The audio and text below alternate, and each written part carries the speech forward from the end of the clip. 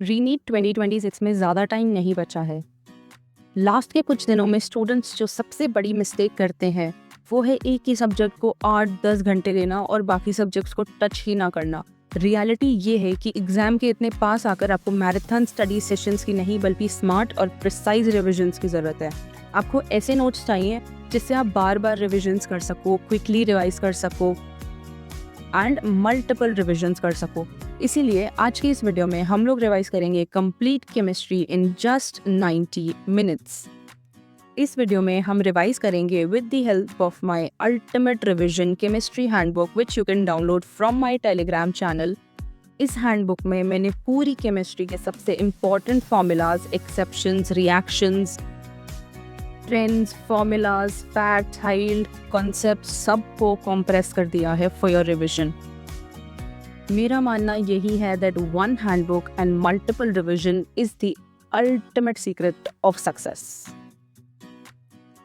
इसी हैंडबुक को यूज करके आज हम कंप्लीट केमिस्ट्री रिवाइज करने वाले हैं। अगले 90 मिनट्स में हम ऑर्गेनिक, फिजिकल, इनऑर्गेनिक केमिस्ट्री और इम्पॉर्टेंट एनसीईआरटी पॉइंट्स सारे कवर कर लेंगे। तो पीडीएफ को ओपन कर लो, नोटबुक और पेन रेडी रखो और मेरे साथ रिवाइज करते चलो। तो चलिए शुरू करते हैं complete NEET chemistry revision in 90 minutes.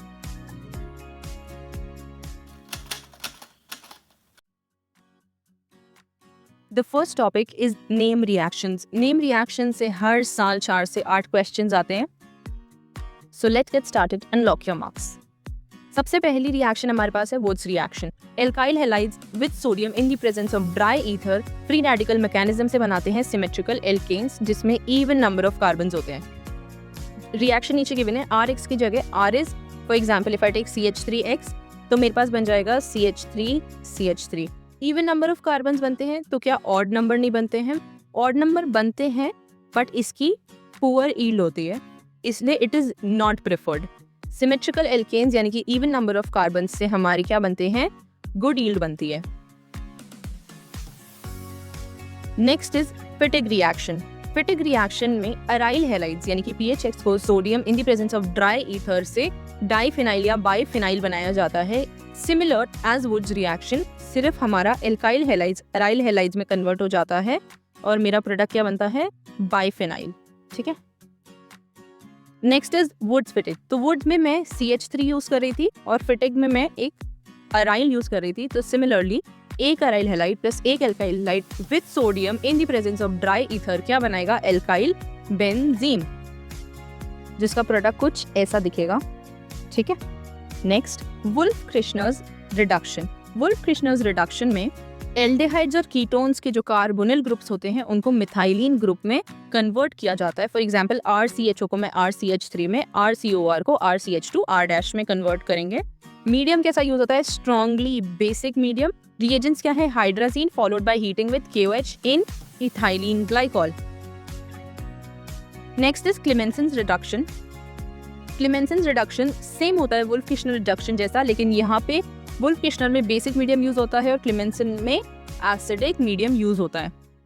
इसमें जो रिएजेंट्स यूज होते हैं वो है zinc amalgam plus concentrated HCl। Same है, C डबल बॉन्डो को CH2 में कन्वर्ट कर दिया जाएगा। ठीक है। तो RCHO का RCH3 बन गया जिंक अमलगम और कॉन्सेंट्रेटेड HCl की प्रेजेंस में।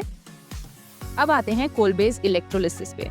कोलबेज इलेक्ट्रोलिसिस में जो रिएक्टेंट है वो है aqueous solution of sodium and potassium salts of fatty acids यानी कि RCOONA।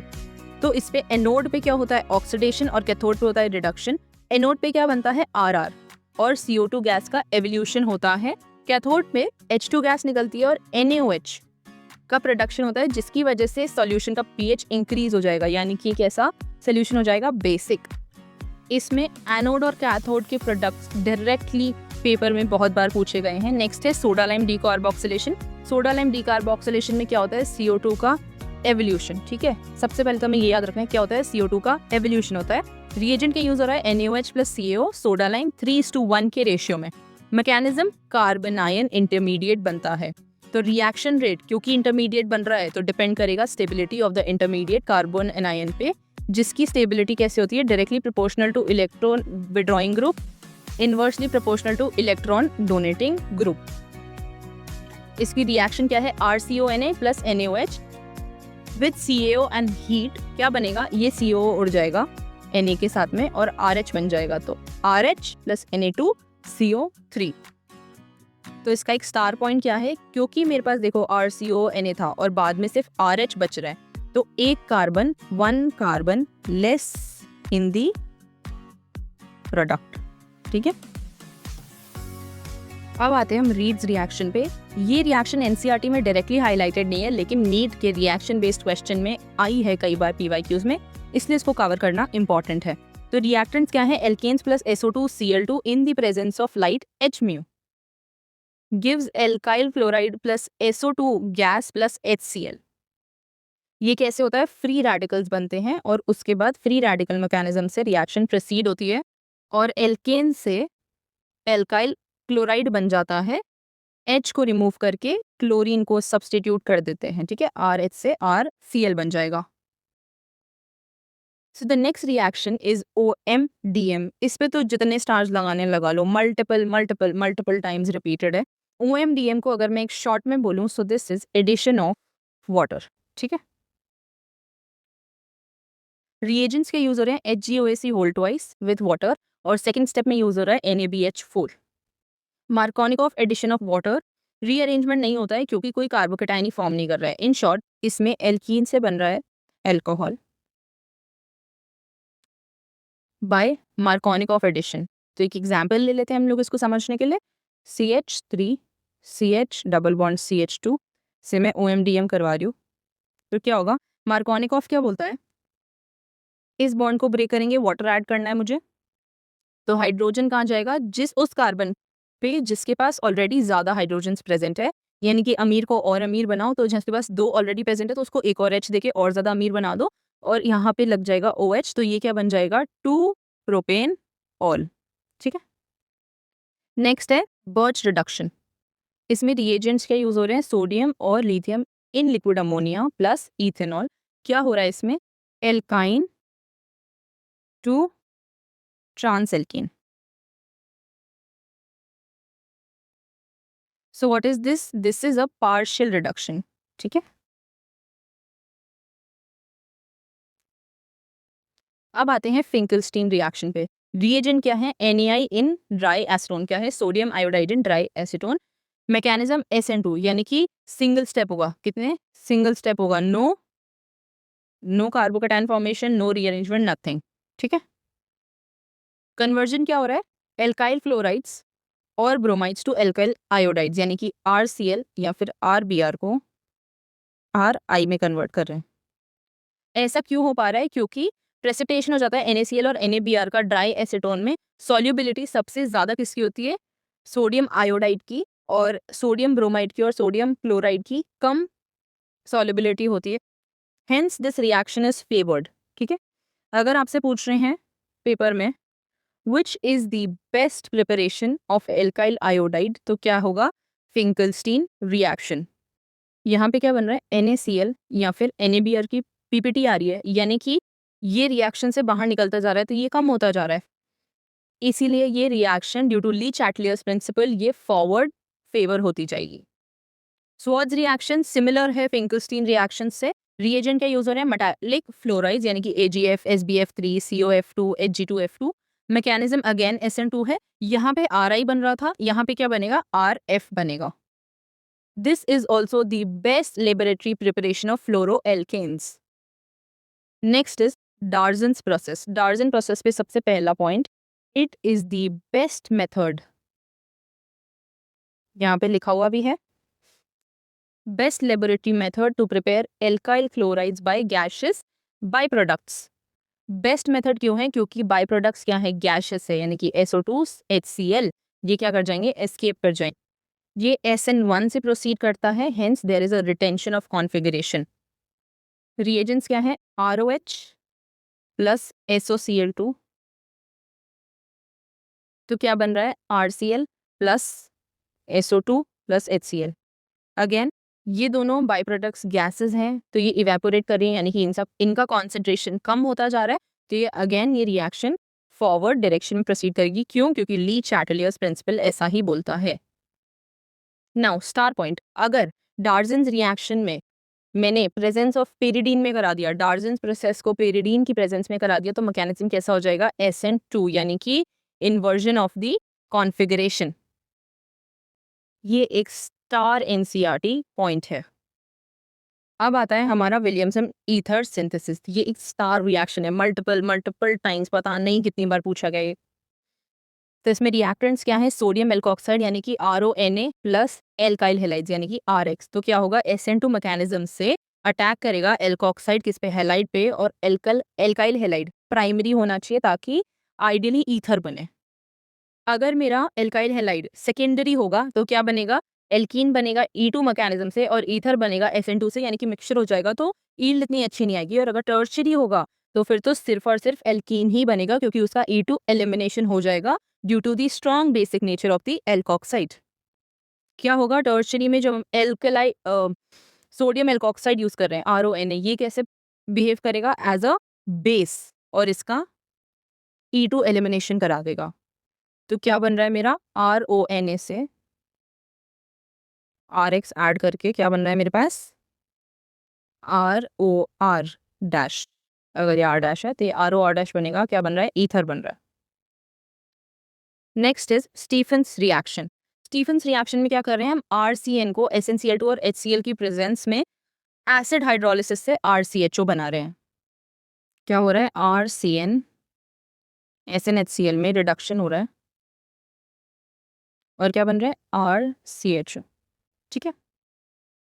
Now is Mendius reaction. Stephen का ही भाई है, क्योंकि नाइट्राइल को सोडियम और इथेनॉल की प्रेजेंस में क्या बना रहा है, प्राइमरी अमीन। अगर मुझे नाइट्राइल से एल्डिहाइड बनाना है तो स्टीफेंस, नाइट्राइल से अमीन बनाना है तो मेंडियस। अब हम आते हैं सब one of the most important reactions पे, हाइड्रोबोरेशन ऑक्सीडेशन। सिमिलरली वापस से क्या है, एडिशन ऑफ वाटर। पीछे हमने जब OMDM करा था तो OMDM में मैंने क्या करा था, OMDM में मैंने मार्कोनिकॉफ रूल से एडिशन ऑफ वाटर किया था, लेकिन हाइड्रोबोरेशन ऑक्सीडेशन में एंटी मार्कोनिकॉफ रूल लगाएंगे।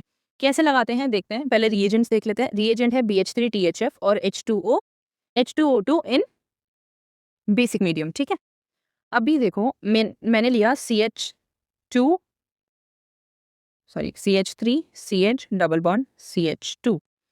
इसमें मैंने क्या किया, हाइड्रोबोरेशन ऑक्सीडेशन करा लिया, तो मेरा क्या प्रोडक्ट बनेगा, देखो वापस से डबल बॉन्ड को ब्रेक करेंगे। अब एंटी मार्कोनिकॉफ है, तो सबसे पहले सोचो मार्कोनिकॉफ होता तो क्या होता, मार्कोनिकॉफ अगर होता तो यहाँ पे H लगता, यहाँ पे OH लगता, लेकिन इसका उल्टा होना चाहिए। तो यहाँ पे क्या लगेगा, OH, और यहाँ पे क्या लगेगा, H। क्या बन रहा है मेरे पास, CH3 CH2 CH2 OH, यानी कि 1 प्रोपेनॉल। पीछे क्या बना था मेरा, 2 प्रोपेनॉल। इसकी अगर मैं स्टीरियो केमिस्ट्री की बात करूं तो सिन एडिशन होता है, यानी कि सेम साइड एडिशन होता है। OMDM में क्या था, एंटी एडिशन होगा। ठीक है, एंटी एडिशन होगा मार्कोनिकॉफ रूल से OMDM में। ठीक है, और HBO में क्या होगा, एंटी मार्कोनिकॉफ एडिशन होगा और सिन एडिशन होगा। इन दोनों का कंपैरेटिव एनालिसिस बहुत अच्छे से कर लेना, मल्टीपल टाइम्स का रिपीट है। दोनों में ही OMDM में और HBO में क्या होता है, नो कार्बोकटायन नो रीअरेंजमेंट। ठीक है, जब जब कार्बोकटायन बनता है हम रीअरेंजमेंट का सोचते हैं, तो अगर मेरे पास कार्बोकटायन बन ही नहीं रहा है तो मैं रीअरेंजमेंट का नहीं सोचूंगी। It is as simple as that. Next is esterification reaction. Reactants क्या है, कार्बोक्सिलिक एसिड और alcohol in the presence of concentrated H2SO4 क्या बनाते हैं, एस्टर बना देते हैं। OH जो है वो कार्बोक्सिलिक एसिड से आएगा, और H कहाँ से आएगा, एल्कोहल से आएगा। वाटर का एलिमिनेशन होता है। क्या होता है, वाटर का एलिमिनेशन होता है इस रिएक्शन में। For example CH3COH plus C2H5OH gives CH3CO C2H5। तो अल्कोहल में से H रिमूव होगा और कार्बोक्सिलिक में से OH रिमूव होगा, और ये दोनों जुड़ जाएंगे। ठीक है, ये और ये पार्ट। ऑलराइट, नेक्स्ट है डाउस प्रोसेस।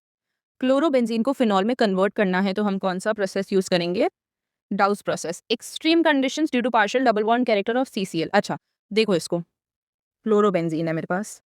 अब हमें एक चीज़ पता है कि हम जो पार्शियल डबल बॉन्ड कैरेक्टर है उसको ब्रेक नहीं करते हैं, ठीक है। लेकिन अगर हम एक्सट्रीम कंडीशन यूज कर लें तो भाई मुझे तो करना ही करना है कैसे भी, तो मैं क्या करूँगी 623 केल्विन और 300 ATM प्रेशर दे दूंगी विथ एक्वस NaOH। तो क्या बन जाएगा, इसका फिनॉल बन जाएगा, यानी कि OH सब्सटीट्यूट हो जाएगा। इससे एक क्वेश्चन ये भी बनता है that why chlorobenzene is less reactive than alkyl halide, because यहाँ पे एक पार्शियल डबल बॉन्ड कैरेक्टर आता है जिसको ब्रेक करना बहुत ही ज़्यादा डिफिकल्ट हो जाता है। अगला है एल्डोल कंडेंसेशन। एल्डोल कंडेंसेशन में कंडीशन क्या है, कार्बोनिल कंपाउंड्स के पास एटलीस्ट एक अल्फा हाइड्रोजन होना चाहिए, यानी कि C डबल बॉन्ड O के पास में CH3 होना चाहिए या कुछ भी होना चाहिए, बट यहाँ पे अल्फा हाइड्रोजन्स नेसेसरी है for the aldol condensation. Reagents क्या है, डाइल्यूट बेस, डाइल्यूट NaOH और डाइल्यूट BaOH होल ट्वाइस। इसको हीट करने पर हमारा वाटर एलिमिनेशन हो जाता है और क्या बनता है, बीटा हाइड्रोक्सी कार्बोनिल कंपाउंड, जो कि और ज़्यादा हीटिंग पे जब मैंने डिहाइड्रेशन करा दिया तो क्या बनता है, अल्फा बीटा अनसैचुरेटेड कार्बोनिल्स, यानी कि इथेनॉल क्या बना देगा, क्रोटोन एल्डिहाइड। इसका बहुत सिंपल सी आपको चीज़ याद रखनी है, अल्फा हाइड्रोजन अगर है मेरे पास तो एल्डोल होगा, वरना एल्डोल नहीं होगा। Next is Cannizzaro. कैनिजारो क्या है, एल्डोल का ऑपोजिट। अब इसकी कंडीशन क्या है कि मेरे पास नो अल्फा हाइड्रोजन नहीं होना चाहिए, CHO HCHO या फिर बेंजल्डिहाइड। तो रिएजेंट्स क्या है, concentrated base which is 50% NaOH और 50% KOH, यानी कि स्ट्रॉन्ग बेस चाहिए मुझे। कैसी रिएक्शन है, it is a disproportionation, self redox कराएगा, एक मॉलिक्यूल ऑक्सीडाइज करके कार्बोक्सिलेट सॉल्ट बना देगा और दूसरा क्या बना देगा, अल्कोहल। इसमें एक क्रॉस कैनिजारो भी होता है। जब formaldehyde is one of the reactants, it is always preferentially oxidise to sodium formate due to ease of nucleophilic attack, जबकि अगर other aldehyde is reduce to an alcohol, ठीक है। और एक इंट्रा मॉलिक्यूलर कैनिजारो होता है, यानी कि ग्लाइऑक्सिल CHO कॉन्सेंट्रेटेड NaOH की प्रेजेंस में क्या बनाता है, CH2OH और CONA, यानी कि एक कार्बन रिड्यूस हो गया टू अल्कोहल और दूसरा क्या बन गया, सोडियम सॉल्ट बना दिया उसने अपना, कार्बोक्सिलेट सॉल्ट, ठीक है। So this is all about Cannizzaro reaction. Next है हेलोफॉर्म रिएक्शन। कंडीशन क्या है, सबस्ट्रेट के पास एक मिथाइल कीटोन ग्रुप होना चाहिए, यानी कि C डबल बॉन्ड O के पास CH3 होना चाहिए, या फिर सेकेंडरी अल्कोहल्स ऑक्सीडाइजेबल होने चाहिए, यानी कि जैसे CH3 CHR है, यहाँ पे OH लगा हुआ है, तो इसके पास में एक CH3 बॉन्ड होना चाहिए। रिएजेंट्स में यूज हो रहे हैं X2 प्लस NaOH, ठीक है, या फिर इसको इस तरीके से भी लिख सकते हैं NaOX। प्रोडक्ट क्या बनेगा, carboxylate salt with 1 less carbon atom plus haloform precipitate, जिसको CHX3 बोलते हैं। इससे हम एक आयोडोफॉर्म टेस्ट भी करते हैं, मल्टीपल टाइम्स का रिपीट, मतलब ये वैसे पॉइंट्स हैं जो इतनी बार रिपीट हो चुके हैं कि we have even lost the count, ठीक है। Iodoform test uses I2 plus NaOH to produce yellow precipitate. अगला है HVZ reaction, not very important but आनी चाहिए आपको, ठीक है। HVZ में क्या है, carboxylic acid using an containing alpha hydrogen, reagent का यूजर है X2 plus red phosphorus. X क्या हो सकता है, या तो Cl हो सकता है या तो Br हो सकता है, और वाटर की प्रेजेंस में, तो प्रोडक्ट क्या बनता है, अल्फा हेलो कार्बोक्सिलिक एसिड। इस पे आता है तो डायरेक्ट क्वेश्चन आता है, वरना इतना कोई डिफिकल्ट जनरली अभी तक नहीं पूछा गया है। नेक्स्ट है कुशरॉव रिएक्शन। कुशरॉव रिएक्शन में एल्काइंस को डाइल्यूट H2SO4 और HgSO4 से क्या मैकेनिज्म बनता है, हाइड्रेशन वाया इनॉल इंटरमीडिएट, जो कि टॉटोमराइज करा के एक स्टेबल कार्बोनिल कंपाउंड बना लेता है। ये भी क्या है, मार्कोनिकॉफ एडिशन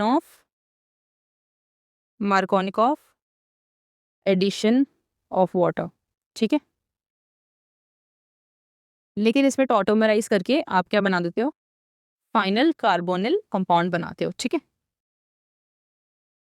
इसका एक स्पेशल केस है जिसमें इथाइन एसिटल्डिहाइड बनाता है, जबकि बाकी सारे जो हायर एल्केन्स है वो क्या बनाएंगे, कीटोन्स बनेंगे। नेक्स्ट इज डाईएजोटाइजेशन रिएक्शन, ठीक है। क्या है डाईएजोटाइजेशन में, एनिलीन से डाईएजोनियम सॉल्ट बनाना है हमें, ठीक है। तो हम क्या कर रहे हैं, प्राइमरी एरोमेटिक अमाइंस यानी कि एनिलीन ले रहे हैं, उसमें NaNO2 प्लस HCl डाल रहे हैं, जिससे HNO2 बनता है।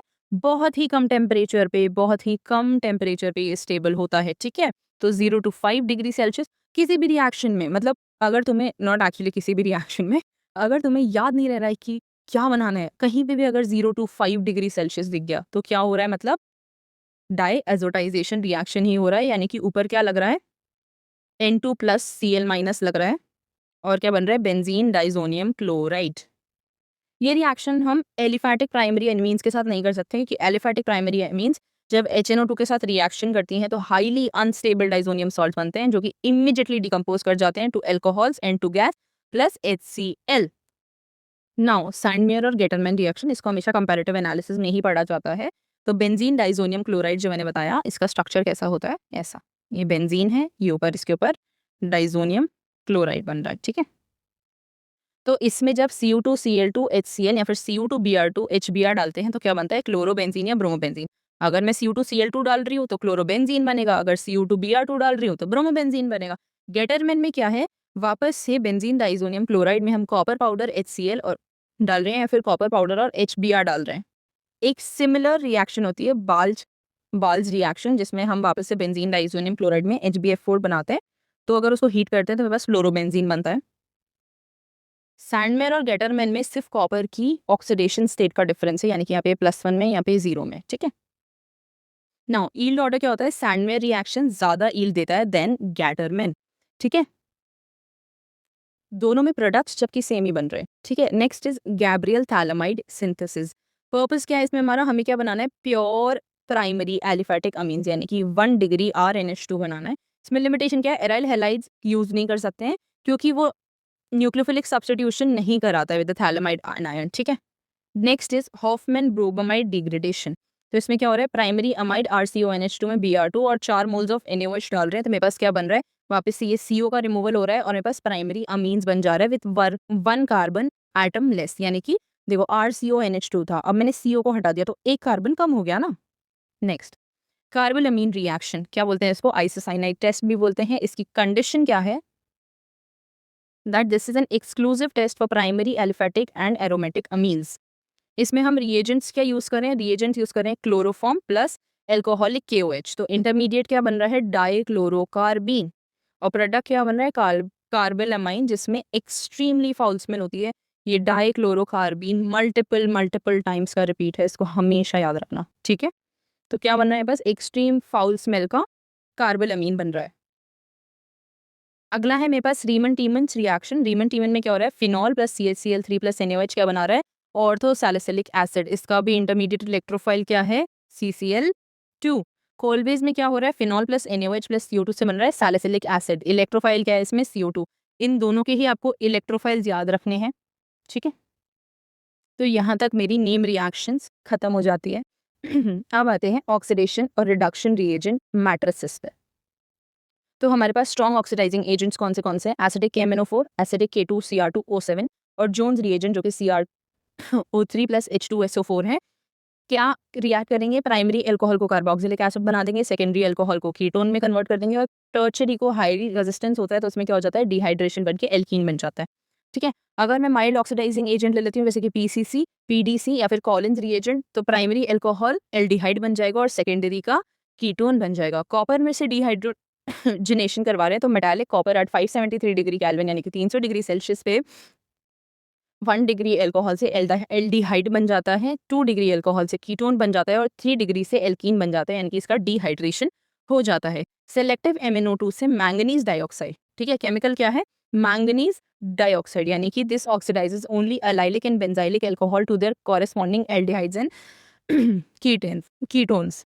लिथियम एल्यूमिनियम हाइड्राइड LiAlH4, ठीक है, reduces acids, ester, aldehydes, ketones and anhydrides to alcohols, reduces amides and nitro groups to amines, does not touch isolated alkene bond।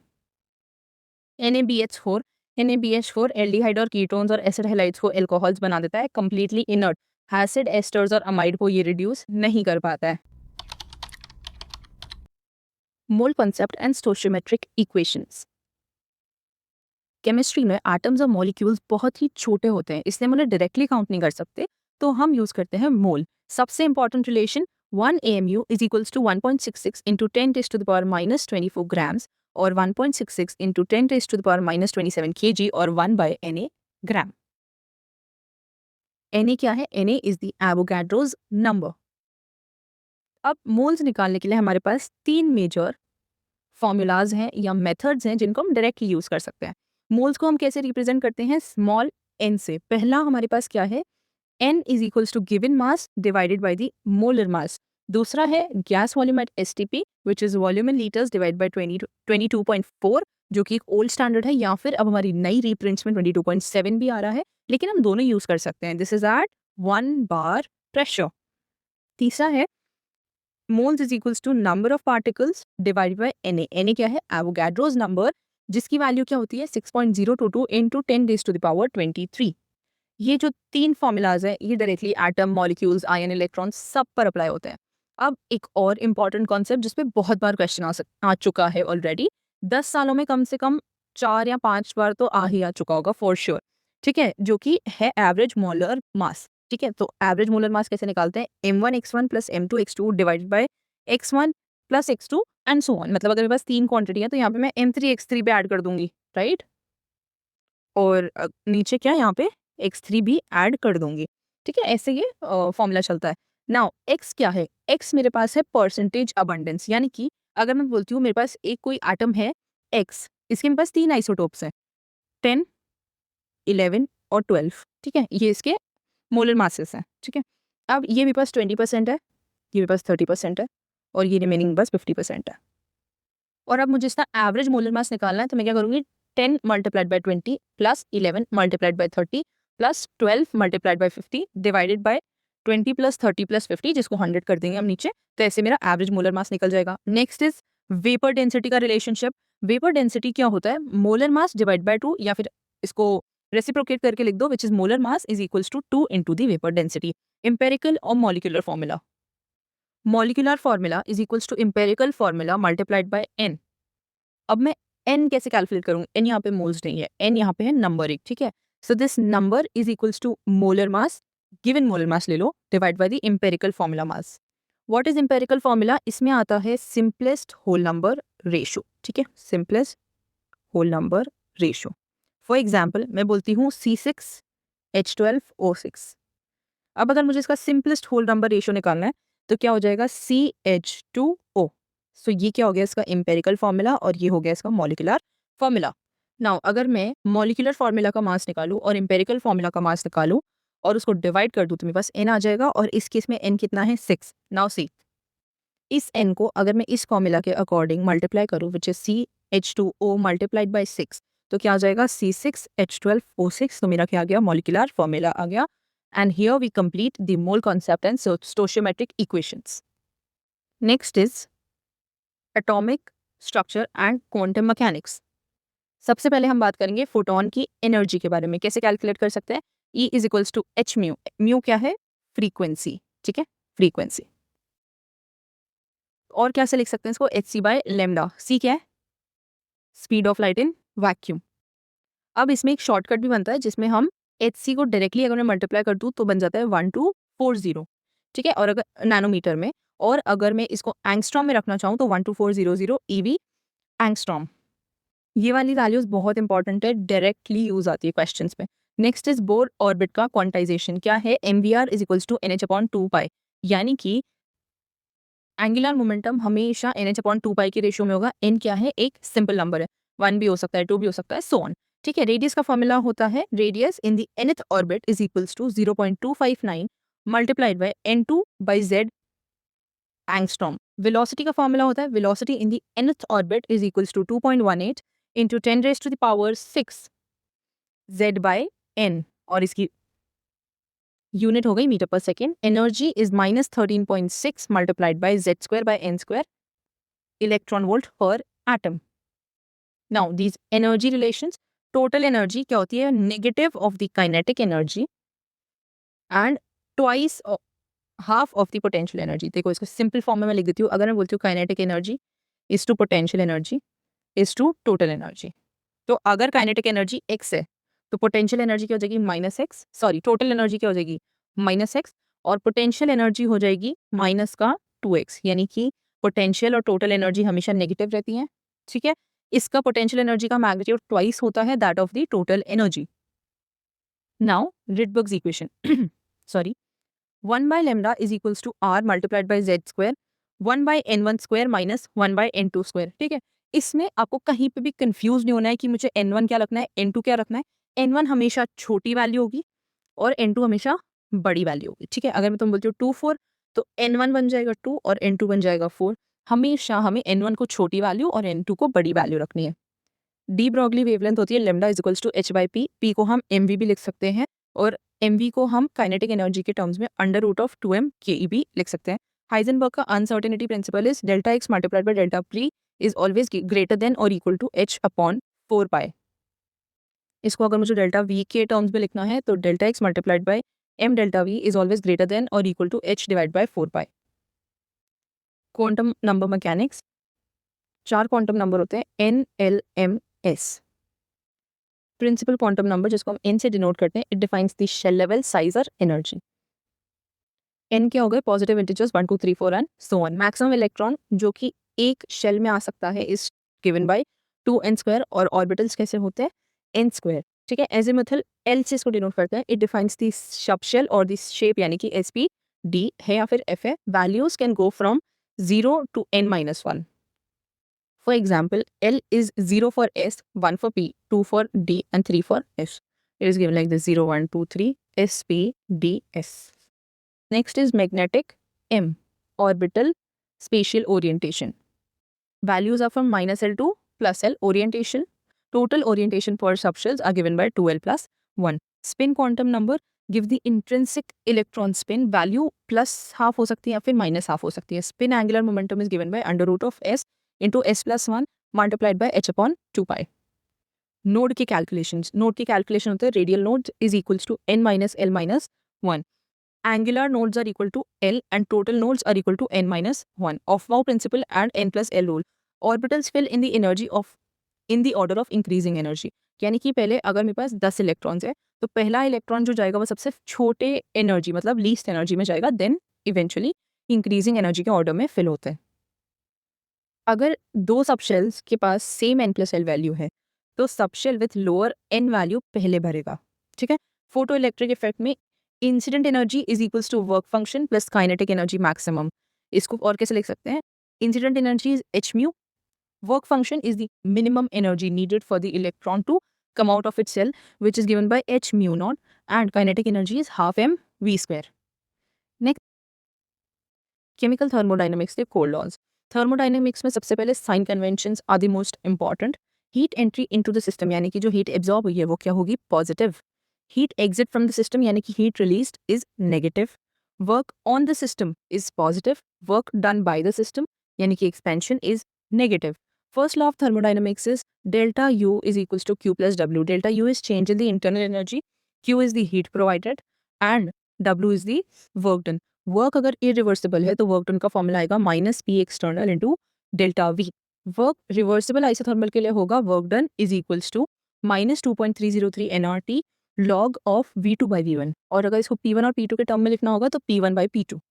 Conversion keys में 1 liter ATM is equals to 101.3 joule and 1 liter bar is 100 joule। Isochoric process में delta V is 0 यानी कि work done 0। Work done 0 तो जितनी भी heat को तुम add करोगे changes the internal energy of the system और इसी को हम बोलते हैं QV which is heat at constant volume. Isothermal ideal gas expansion में डेल्टा T 0 है तो change in the internal energy 0 हो जाएगा, तो वर्क डन क्या हो जाएगा? Negative of the heat provided to the system. ठीक है, next adiabatic process Q is equals to 0 यानी कि सिस्टम कोई भी हीट एब्जॉर्ब या रिलीज नहीं कर रहा है तो change in the internal energy is equals to the work done which is also written as NCV delta T। Reversible में PV gamma is equals to constant, इसको ऐसे लिखते हैं PV gamma is equals to constant या फिर TV की power gamma -1 is equals to constant. Specific heat gamma, specific heat का ratio यानी कि gamma is equals to CP by CV। Mayer's law बोलता है CP minus CV is equals to R. This equation has also been asked in the previous year question once. Direct equation. Cyclic states. Cyclic state में क्या होता है कि system returns to the base line यानी कि यहाँ से शुरू हुए पूरा काम किया वापस मेरी लास्ट जो स्टेट है वो इनिशियल स्टेट है यानी कि initial state is equals to financial states. तो ऑल स्टेट अपडेट्स आर 0। जो भी मेरे स्टेट फंक्शंस हैं वो सारे ही 0 हो जाएंगे यानी कि डेल्टा U 0 हो जाएगा, डेल्टा H 0 हो जाएगा, डेल्टा G 0 हो जाएगा और डेल्टा S भी 0 हो जाएगा। Gaseous enthalpy conversion delta H is equals to delta U plus delta NG RT। Delta NG क्या है? Moles of gaseous product minus moles of gaseous reactants. Now there is a equation final spontaneity की which is delta G is equals to delta H minus T delta S, और इसकी हम multiple conditions अभी पढ़ेंगे। Enthalpy की value delta H अगर negative है और एंट्रोपी यानी कि डेल्टा S पॉजिटिव है तो गिब्स फ्री एनर्जी क्या हो जाएगी, always negative. See for any reaction to be spontaneous मेरा डेल्टा G क्या होना चाहिए, नेगेटिव होना चाहिए। ठीक है, तो अगर मेरा डेल्टा H नेगेटिव है और डेल्टा S पॉजिटिव है तो नेगेटिव नेगेटिव नेगेटिव नेगेटिव हमेशा क्या बनाएगा, हमेशा नेगेटिव, यानी कि ये जो रिएक्शन है spontaneous at all operating temperature. Next क्या होगा, मेरा डेल्टा H पॉजिटिव है और डेल्टा S नेगेटिव है, यानी कि डेल्टा H पॉजिटिव है, डेल्टा S नेगेटिव है, नेगेटिव नेगेटिव मिला करके पॉजिटिव बनाएगा तो डेल्टा G ऑलवेज पॉजिटिव हो जाएगा, तो non spontaneous at all operating temperatures. Now delta H अगर मेरा पॉजिटिव है, ठीक है, और डेल्टा S भी पॉजिटिव है। नाउ अब मेरे को क्या करना है, मुझे गिब्स फ्री एनर्जी को नेगेटिव बनाना है, तो मैं टी की वैल्यू क्या कर दूंगी, बहुत ज़्यादा, ताकि ये जो नेगेटिव पोर्शन है वो ज़्यादा हो जाए। ठीक है, तो नेगेटिव एट हाई टेम्परेचर और पॉजिटिव एट लो टेम्परेचर, अगर टी की वैल्यू बहुत ज़्यादा हो गई तो ये वाली टर्म नेगेटिव हो जाएगी। ठीक है, तो डेल्टा जी नेगेटिव हो जाएगा, यानी कि spontaneous only at high temperatures. अगर मेरा डेल्टा एच पॉजिटिव नेगेटिव है और डेल्टा एस भी नेगेटिव है, देखो ये भी नेगेटिव है, ये भी नेगेटिव है, तो ये नेगेटिव नेगेटिव मिलके पॉजिटिव बना देगा, यानी कि ये वाली वैल्यू नेगेटिव है, ये वाली वैल्यू पॉजिटिव है। अब मुझे इसको नेगेटिव बनाना है तो मुझे इस वाली को डोमिनेट करवाना पड़ेगा, यानी कि negative at low temperature and positive at high temperature, spontaneous only at the low temperature. This is very very very important. इस ही इक्वेशन से हमारी स्पॉन्टेनिटी डिसाइड होती है और डेल्टा जी को मुझे नेगेटिव रखना पड़ेगा for a reaction to be spontaneous. Next is chemical and ionic equilibrium systems. Gas equilibrium constant Kp is equals to KCRT की power delta Ng. Gibbs energy क्या होता है, del G naught is equals to minus 2.303 RT log of K equilibrium.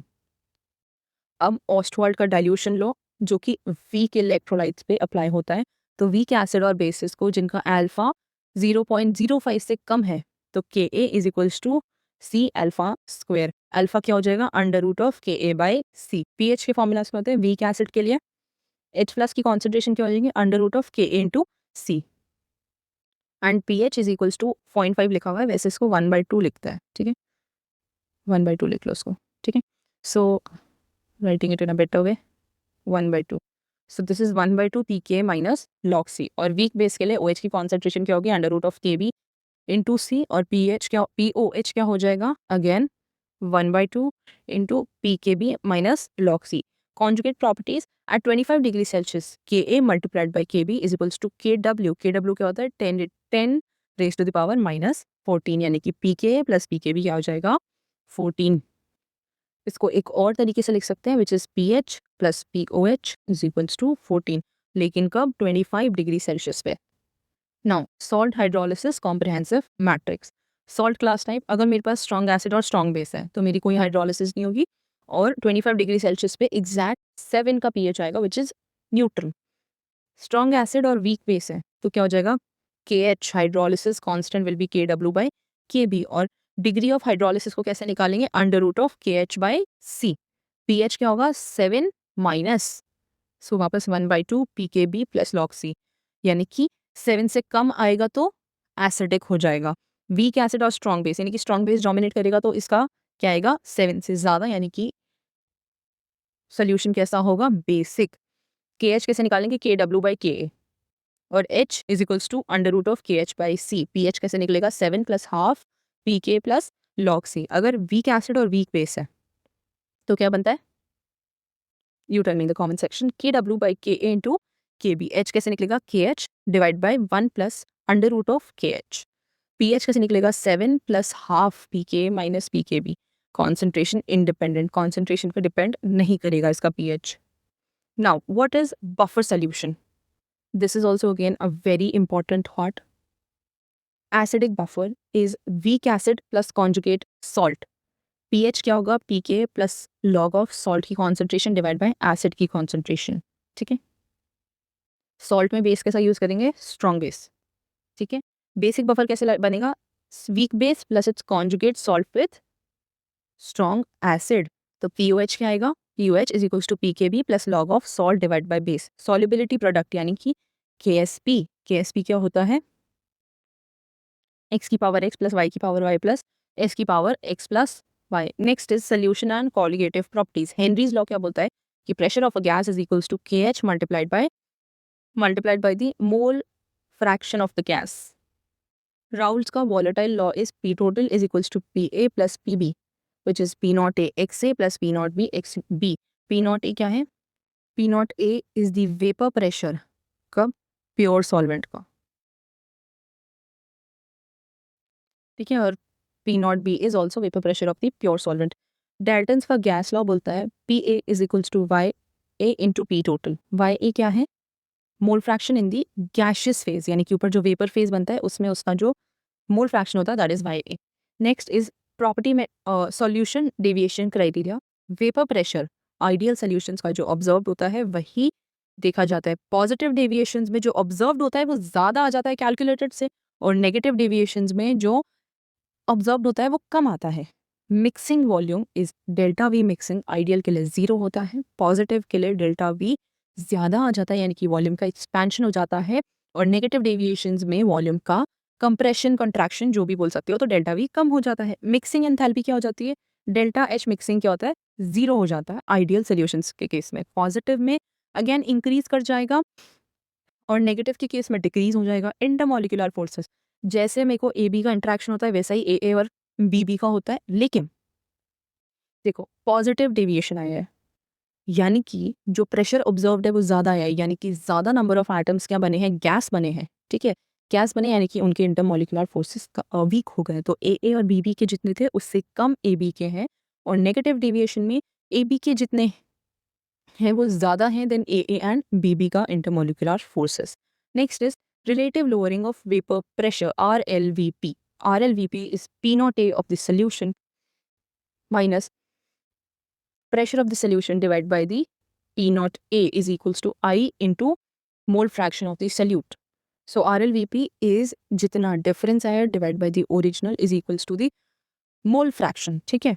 Boiling point का elevation is delta TB is equals to I KB into M. I क्या है? Van't Hoff factor, यानी कि dissociation या association क्या हो रहा है? अगर AB है मेरे पास और I should say AB2 है, ठीक है, तो मेरे पास ये बना A plus 2B, तो मेरे पास ये 3 आ गए. तो कितने मेरे पास नंबर ऑफ आयंस आए? That is I. ठीक है. और M क्या है? मोलैलिटी. फ्रीजिंग पॉइंट डिप्रेशन में delta TS is equals to I KF into M. KF क्या है? कांस्टेंट है जो कि आपको गिवन होगा in the question. Osmotic pressure equation होता है pi is equals to ICRT. I जैसे कि मैंने बताया कि क्या है? वैंट ऑफ फैक्टर है. तो कैसे निकालते हैं? अगर डिसोसिएशन हो रहा है तो I क्या होगा? Greater than 1. जैसा कि मैंने बताया कि अगर मेरे पास AB2 है तो मेरे पास A बनेगा प्लस 2 भी बनेगा. तो पहले मेरे पास एक मॉलिक्यूल था, अब मेरे पास 3 मॉलिक्यूल्स है और 3 एटम्स ऐसा बोल सकते हो. तो ये क्या होगा? डिसोसिएट हुए तो I की वैल्यू बढ़ गई 1 से. और इसको एक निकालने का फॉर्मूला भी होता है. फॉर्मूला क्या है? I is equals to 1 plus alpha multiplied by n minus 1. Association के केस में क्या होगा? हो सकता है बस 3 मॉलिक्यूल्स थे, एसोसिएट होकर एक बना दिया, तो क्या हो जाएगा? लेस देन 1 हो जाएगा. तो I क्या हो जाएगा? 1 plus alpha into 1 by n minus 1. Next is chemical kinetics and rate laws. अगर मेरे पास एक रिएक्शन है AA plus BD gives XX plus YY. अब ये जो स्मॉलर वंस है ये क्या है? मेरे पास मोल्स है इसके. ठीक है. और ये जो बड़े वाले हैं ये कुछ भी हो सकता है. जैसे A एक रिएक्टेंट है, B एक रिएक्टेंट है, तो मेरे को अगर इनकी रिएक्शन रेट लिखनी है तो मैं कैसे लिखूंगी? माइनस, क्योंकि मैं रिएक्टेंट की बात कर रही हूँ तो माइनस, क्योंकि ये कम होने वाला है. ठीक है. रिएक्टेंट कम होगा, मैं आगे जा रही हूँ तो इधर कम होगा, इधर बढ़ता जाएगा.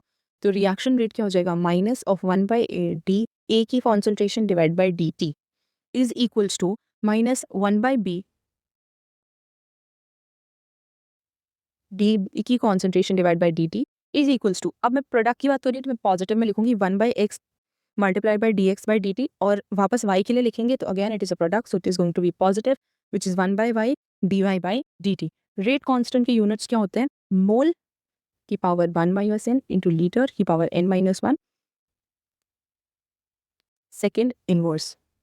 इसका एक बेटर फॉर्म होता है विच इज मोल और लीटर की power 1 minus n s minus 1. n क्या है? ओवरऑल रिएक्शन का ऑर्डर. ठीक है. जैसे कि अगर मैं इसको 0 ऑर्डर रिएक्शन के लिए लिखूं तो यहाँ पे 0 आ जाएगा, तो ये बन जाएगा मोल पर लीटर पर सेकेंड. अगर मैं रिएक्शन फर्स्ट ऑर्डर रिएक्शन ले रही हूँ तो 1 आ गया तो 1 माइनस 1 0 हो जाएगा, यानी कि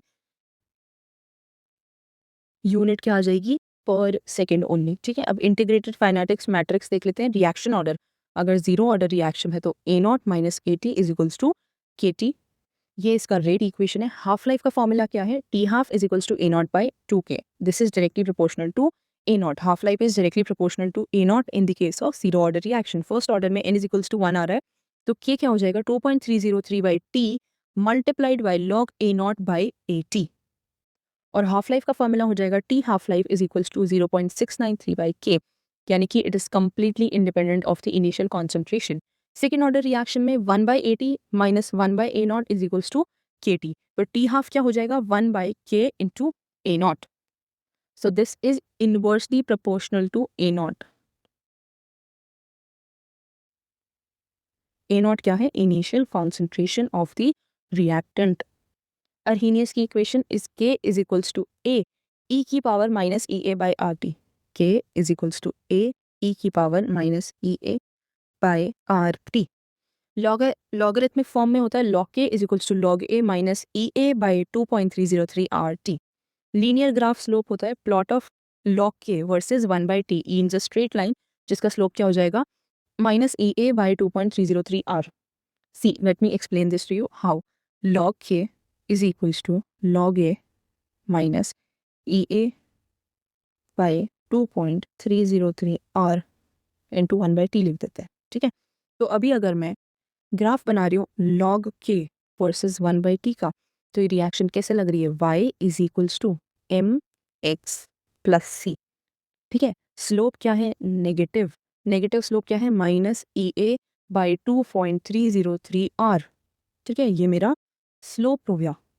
So the same thing is written over here कि plot of log k divided by 1 by 2 yields a straight line, क्योंकि एक straight line की equation बना रही है जिसका slope यानी कि मेरा m minus m is minus e a by 2.303 r. Next, and with this we have completed our physical chemistry का पूरा section. Now let's start with the inorganic chemistry. The first chapter is classification of elements and periodic properties.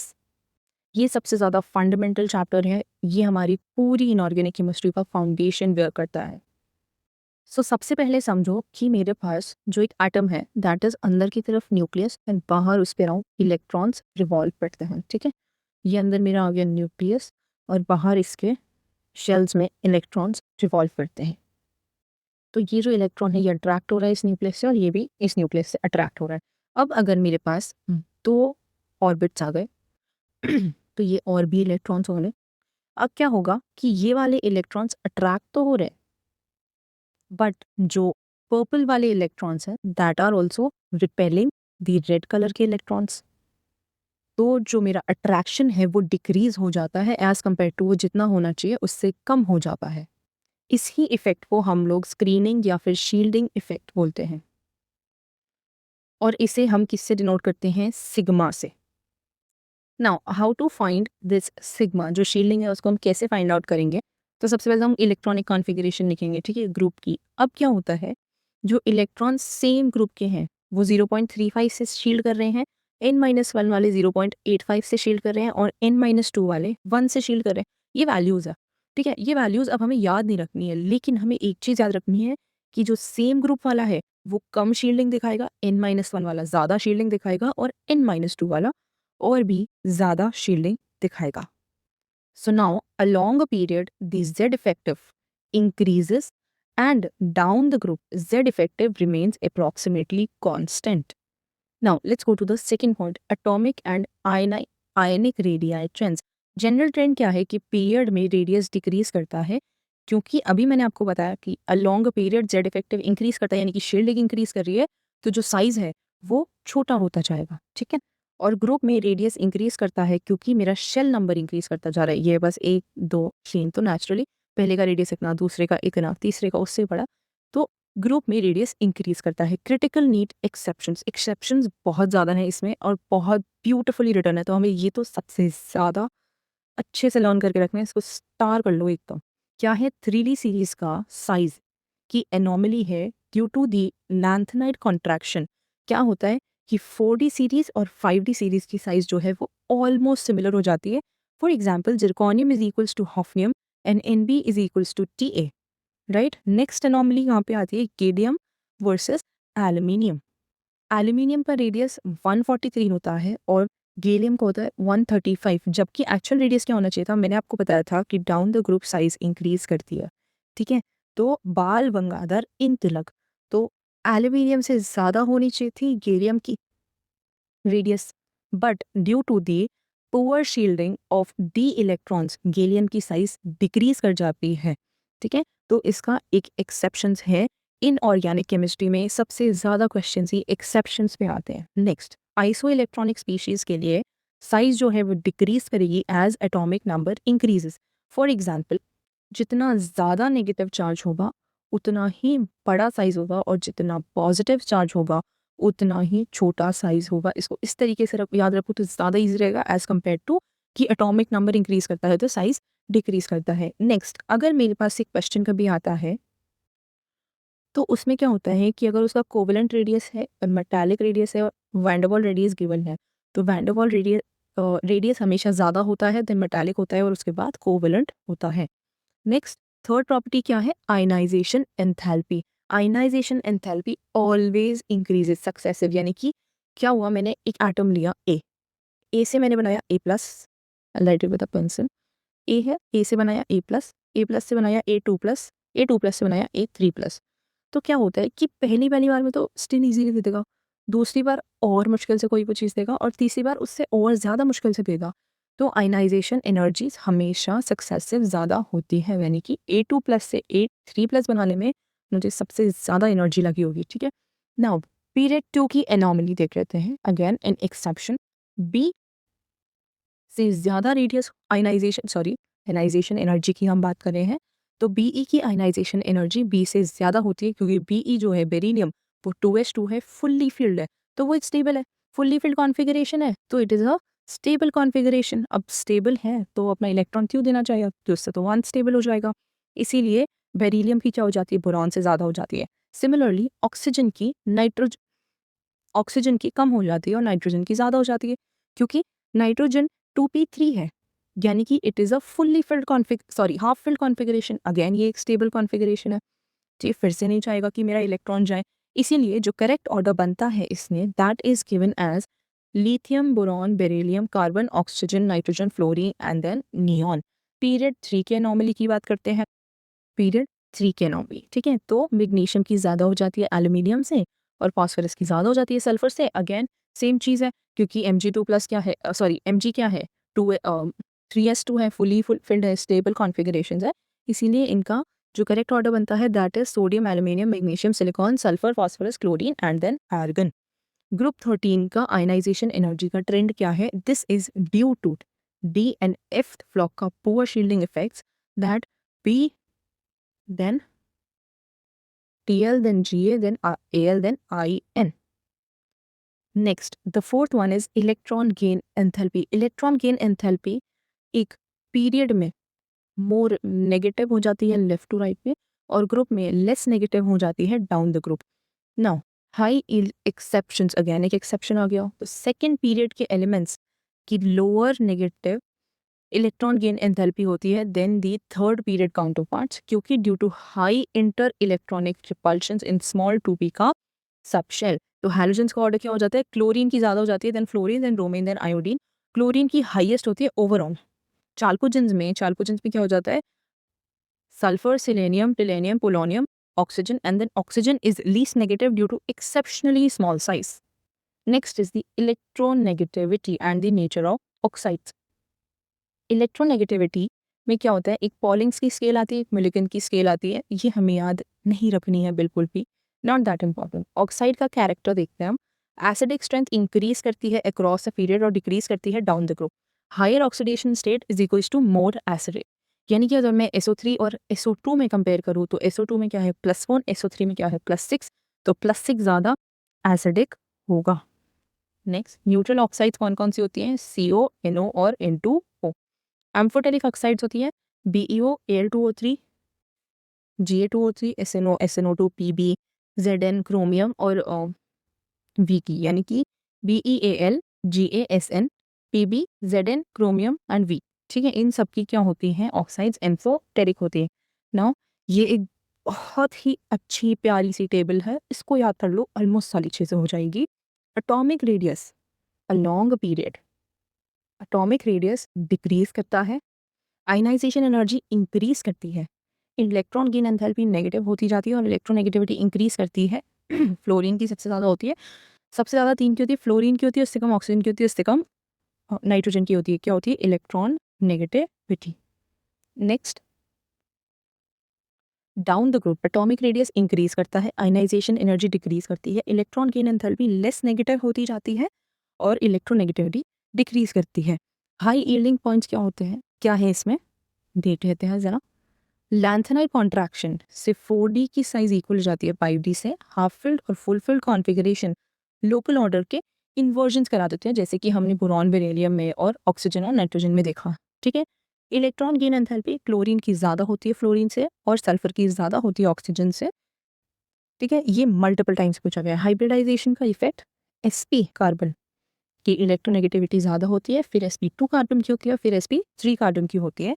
ये values याद करना हमारे लिए important नहीं है, लेकिन ये ऑर्डर बड़ा इंपॉर्टेंट। सो विद दिस हमारा सबसे मोस्ट फंडामेंटल चैप्टर इतने शॉर्ट पीरियड ऑफ टाइम में कंप्लीट हो चुका है। Now will go to the next chapter. अब हम आते हैं नीट इन ऑर्गेनिक केमिस्ट्री के सबसे इंपॉर्टेंट और हाईएस्ट वेटेड चैप्टर में से एक, chemical bonding and molecular structure पे। अगर ये चैप्टर स्ट्रॉन्ग हो गया तो P block, coordination, compounds, organic chemistry सब कुछ बहुत ईजी हो जाएगी। इसीलिए लेट्स गेट स्टार्टेड और इसको बहुत अच्छे से कवर करना है हमें। तो चलिए शुरू करते हैं। सबसे पहले हम समझते हैं आयोनिक और कोवेलेंट कैरेक्टर। फजान्स रूल, फजान्स रूल हमें बताता है कि आयोनिक कंपाउंड में कोवेलेंट कैरेक्टर कब इंक्रीज करेगा। ठीक है, तो कोवेलेंट कैरेक्टर को फेवर किया जाता है स्मॉल कैटायन से, यानी कि अगर मेरा अनायन फिक्स हो चुका है तो मेरा कैटायन डिसाइड करेगा कि कोवेलेंट कैरेक्टर कितना ज़्यादा है। तो जितना छोटा मेरा कैटायन होगा उतनी ज़्यादा उसकी पोलराइजेशन होगी, पोलराइजेशन, और उतना ही ज़्यादा उसका क्या होगा, कोवेलेंट कैरेक्टर। नेक्स्ट होता है लार्ज अनायन का साइज। तो अब मैंने क्या किया कि मैंने अपना जो कैटायन है उसको फिक्स कर दिया, दैट इज लिथियम। ठीक है, तो अब मेरा अनायन डिसाइड करेगा। तो अनायन, अनायन का साइज जितना बड़ा होगा उसकी पोलराइजेबिलिटी उतनी ज़्यादा होगी। ठीक है, इसलिए उसका कोवेलेंट कैरेक्टर ज़्यादा होगा। नेक्स्ट है हाई चार्ज। हाई चार्ज यानी कि कैटायन टू अनायन का जो रेशियो है वो ज़्यादा होना चाहिए। तो AlCl3 का ज़्यादा हो जाएगा, उससे कम MgCl2, उससे कम NaCl, क्योंकि इसमें +3 है। ठीक है, इसमें क्या है +3, इसमें क्या है +2 और इसमें क्या है +1। चौथा आता है सूडो नोबल गैस कॉन्फ़िगरेशन। अगर जो कैटायन है उसकी सूडो नोबल गैस की कॉन्फ़िगरेशन आ रही है, मतलब NH2 NP6 ND10। For example अगर मैं कॉपर को +1 में ले गई तो इसकी कॉन्फ़िगरेशन हो जाएगी NH2 NP6 ND10 में, तो इसकी जो पोलराइजिंग पावर है वो ज़्यादा हो जाएगी नोबल गैस कैटायन से। सेकेंड टॉपिक है हमारा डाइपोल मूवमेंट। डाइपोल मूवमेंट जो है वो एक मॉलिक्यूल की पोलरिटी मेजर करता है। ठीक है, तो इसमें हमारा जो फॉर्मूला आता है that is dipole movement is equals to कितना चार्ज है मल्टीप्लाइड बाय कितना डिस्टेंस है। ठीक है, सबसे पहला जो केस मल्टीपल टाइम्स हमारे नीट में पूछा गया है दैट इज NH3 और NF3 का। जनरली हम क्या सोचते हैं कि NF3 F की इलेक्ट्रोनेगेटिविटी ज़्यादा है तो इसमें ज़्यादा चार्ज आएगा, ज़्यादा पोलर ज़्यादा डाइपोल मूवमेंट आएगा, लेकिन ऐसा नहीं होता है। क्यों नहीं होता है? क्योंकि इनका जो स्ट्रक्चर है वो इस चीज़ को डिफाइन करता है। अगर मैं NH3 बनाऊँ, ठीक है, this is a very important case, हमें इसको बहुत अच्छे से करना पड़ेगा, इसीलिए I am explaining this to you in very detail. ठीक है, नाउ सी, N ज़्यादा इलेक्ट्रोनेगेटिव है तो इसका डाइपोल मूवमेंट का डायरेक्शन क्या बनेगा, ऐसे H से N की तरफ। और लोन पेयर और ज़्यादा इलेक्ट्रोनेगेटिव होते हैं, इसीलिए इसका डायरेक्शन ऐसा बनेगा। लेकिन अब N से ज़्यादा इलेक्ट्रोनेगेटिव है F, तो इसका डाइपोल मोमेंट का डायरेक्शन ऐसा बनेगा। ये हमारा साइन है, मतलब साइन कन्वेंशन है, हम इसको ऐसे डिफाइन करते हैं। लेकिन अभी भी N से ज़्यादा इलेक्ट्रोनेगेटिव क्या है हमारा लोन पेयर, तो यहाँ पे ये ऐसा बनेगा। अब देखो यहाँ पे क्या हो रहा है, यहाँ पे सारे के सारे ऐड होते जा रहे हैं, लेकिन यहाँ पे ये एक दूसरे को सब्ट्रैक्ट कर रहे हैं, इसीलिए जहाँ पे ऐड होगा वहाँ पे वैल्यू ज़्यादा बन जाएगी। तो NH3 का जो डाइपोल मोमेंट है वो ज़्यादा हो जाता है NF3 से। सेकेंड केस है हमारा CH3Cl, CH3F, CH3Br और CH3I का। वैसे इलेक्ट्रोनेगेटिविटी के बेसिस पे फ्लोरीन का ज़्यादा होना चाहिए था, लेकिन क्या होता है, अब मैंने आपको एक चीज़ बताई ना कि यहाँ पे Q चार्ज मैटर करता है लेकिन डिस्टेंस भी मैटर करता है। तो CH3Cl के केस में जो Cl की बॉन्ड लेंथ है वो डोमिनेट कर जाती है और मेरा CH3Cl का डाइपोल मोमेंट CH3F से ज़्यादा हो जाता है। ये क्वेश्चंस डायरेक्टली आते हैं, डायरेक्ट क्वेश्चंस है। आप मल्टीपल टाइम्स आप इसके PYQs उठा के देखो, नीट के मल्टीपल टाइम्स का रिपीट है। आइसोमर्स में आपको ये डायरेक्टली याद रखना है कि सिस का ज़्यादा होता है ट्रांस से, ऑर्थो का ज़्यादा होता है मेटा से, और मेटा का ज़्यादा होता है पैरा से, अगर हम बेंजीन डेरिवेटिव्स की बात करते हैं तो। Next is third topic which is VSEPR and hybridisation. Steric number का फॉर्मूला होता है half into valence electron of the central atom plus monovalent atoms minus cation का चार्ज प्लस एनायन का चार्ज। ये इसका फॉर्मूला होता है, लेकिन इससे निकालना ना बहुत ज़्यादा डिफिकल्ट रहता है, इसलिए हम लोग सब लोग एक ही तरीके से निकालते हैं, which is steric number is equals to number of bond pairs plus number of lone pairs. अगर एक एटम है, ये क्या हो गया, हाँ इट्स फाइन, अगर एक एटम है मेरे पास, वो कितने बॉन्ड्स बना रहा है और उसके बाद उसके पास कितने रिमेनिंग लोन पेयर्स है, इससे हम डिटरमाइन करते हैं स्टेरिक नंबर। अगर स्टेरिक नंबर मेरा 2 आ गया, यानी कि या तो एक बॉन्ड पेयर हो एक लोन पेयर हो, विच इज नॉट पॉसिबल। एक लोन पेयर में तो मुझे ऑब्वियस है ना, अगर मेरे पास A और B एटम है तो ऐसे सीधा सही बॉन्ड बनाएगा, कोई सेंस ही नहीं बनता ना। अगर मेरे पास 2 बॉन्ड्स हैं, ठीक है, अगर मेरे पास 2 बॉन्ड्स हैं, so what will I do, मेरा H आ गया 2, तो मेरा जो हाइब्रिडाइजेशन है दैट विल बी sp, और मेरी ज्योमेट्री क्या बनेगी, लीनियर। ठीक है, H अगर मेरा 3 आ गया तो मेरी हाइब्रिडाइजेशन हो जाएगी sp2, जिसमें 2 केसेस बन सकते हैं, या तो मेरे पास 2 बॉन्ड पेयर हो एक लोन पेयर हो, या फिर तीनों ही बॉन्ड पेयर हो। तो अगर तीनों बॉन्ड पेयर हैं तो मेरे पास बनेगा ट्राइगोनल, प्लेनर, और अगर एक लोन पेयर आ जाता है तो क्या बनेगा, देखो ए, ये बनेगा BB, और यहाँ पे मेरा तीसरा आ जाएगा लोन पेयर। तो लोन पेयर थोड़ा सा इलेक्ट्रोनेगेटिव होता है, इसलिए इनको सप्रेस करता है, और ये वाला जो एंगल है ये 180 से थोड़ा छोटा हो जाता है, इसलिए इसको हम बेंट बोलते हैं। सिमिलरली अगर मेरा स्टेरिक नंबर 4 आ रहा है तो मेरी हाइब्रिडाइजेशन बनेगी sp3, जिसमें मेरे पास 3 केसेस हो सकते हैं, या तो टोटल 4 हो, या फिर 3+1 हो, या फिर 2+2 हो। ऐसा कभी पॉसिबल नहीं होगा कि 1 बॉन्ड पेयर और 3 lone pair, know that is not possible, that can not be a case. मैंने अभी आपको बताया कि अगर 2 ही एटम्स है तो दैट इज तो वेरी फॉर श्योर कि एक साथ ही, मतलब किसी भी तरीके से अलाइन करें उसमें हम अलाइनमेंट बता ही नहीं सकते। तो अगर मेरे पास 4 के 4 बॉन्ड पेयर्स है तो मेरी बनेगी टेट्राहेड्रल ज्योमेट्री। अगर मेरे पास 3+1 वाला केस है तो क्या बनेगा, पिरामिडल, यानी कि जैसे कि ये वाला केस। ठीक है, तो ये नीचे एक पिरामिड बन गया है मेरा। ठीक है, और ये वाला कभी भी अगर मैं शेप लेती हूँ तो शेप में मैं लोन पेयर्स को नहीं लूँ, ज्योमेट्री में लोन पेयर्स को लेना जरूरी है। तो अगर मेरे पास एक लोन पेयर है तो मेरा पिरामिडल बनेगा। अगर मेरे पास 2 लोन पेयर्स हैं तो देखो ये A है, ये इसके पास बना B, ये बना B, ये एक लोन पेयर और एक ही दूसरा लोन पेयर टेट्राहेड्रल ज्योमेट्री में। तो ये एक बेंट शेप है, V शेप है। ठीक है, V बोल लो बेंट बोल लो, it's one and the same thing. और ये 2 क्या हो गए मेरे लोन पेयर, जिनको मैं शेप में कैलकुलेट नहीं करूंगी, तो मेरा क्या हो गया, V शेप आएगा अगर मेरे पास 2 लोन पेयर्स है। नेक्स्ट इज अगर मेरा स्टेरिक नंबर 5 आ गया तो sp3d बनेगा, यानी कि ट्राइगोनल बाय पिरामिडल बनेगा। इसमें क्या होता है, एक्सियल बॉन्ड्स जो हैं वो बड़े होते हैं देन इक्वेटोरियल बॉन्ड्स। एक्सियल पे ज्यादा इलेक्ट्रोनेगेटिव एटम्स आएंगे और इक्वेटोरियल पे लोन पेयर्स आएंगे। ठीक है, दीज आर दी, मतलब अगर मैं बना के दिखाऊं आपको तो ये मेरा कुछ ऐसा सा स्ट्रक्चर बनेगा। ये वाले मेरे पास इक्वेटोरियल है और ये वाले मेरे पास एक्सियल है। इसमें मेरे पास बेंट टी शेप बनेगी अगर 2 लोन पेयर्स है, सीसॉ बनेगा अगर एक लोन पेयर है, और लीनियर बनेगा अगर 3 लोन पेयर्स है। नेक्स्ट अगर मेरे पास स्टेरिक नंबर 6 आ जाता है तो मेरी हाइब्रिडाइजेशन हो जाएगी sp3d2, जिसमें मेरा ऑक्टाहेड्रल ज्योमेट्री बनेगी और स्क्वायर प्लेनर बनेगी अगर मेरे पास 2 लोन पेयर आ जाते हैं तो।